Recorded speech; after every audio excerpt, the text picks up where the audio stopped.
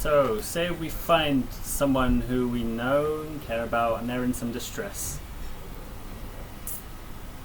And we invite them to open up and share with us what's going on for them.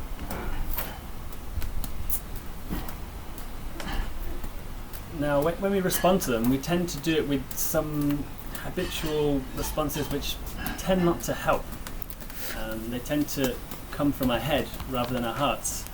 And they often take the attention away from the person who needs attention and bring it to us. For example, like one-upping or storytelling.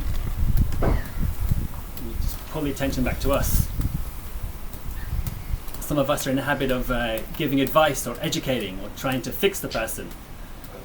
So, for example, I know this good book that you should read, or maybe you should try and take this kind of something. Some of us are more in the habit of sympathizing, commiserating, or consoling.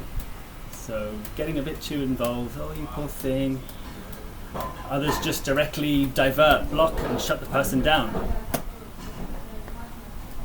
Well, if we really want to support this person, we really want to offer them some genuine empathy, this requires us to unlearn all these habits. Now, this can be really difficult for most of us, and even more so if the person we're trying to empathize is really close to us, because often what happens is what's up for them stimulates what's up for us, and we have this resonance. And often, in fact, the whole issue just gets entangled, and all of a sudden we're not sure who's empathizing with who. And we're all actually in need of support, and it just gets pretty messy. So often if that's the case, it's a sign that we actually need some empathy ourselves. So we could ask the person, the speaker, actually I'm just finding it hard to stay with you now. Is there any chance you could listen to me for a little bit? We might get a no. They're in too much distress themselves. How can they possibly listen to you? In that case, we have a choice. We could maybe self-empathize, we could just check in with our own feelings and needs, or we could go elsewhere and try and find someone else to empathize with us. So we found someone here, and then we get the empathy we need. And if we get enough empathy that we get some kind of release, we can return to our friend and offer them the empathy again, once we're fully resourced.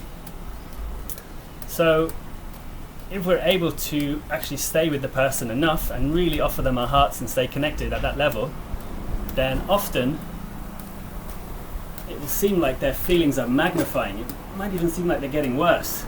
They might start crying. They might start shouting or shaking or sweating, talking incessantly.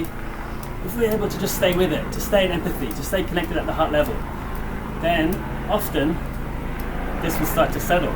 They'll notice a shift. There'll be a release of tension. They'll find some stillness, some calm.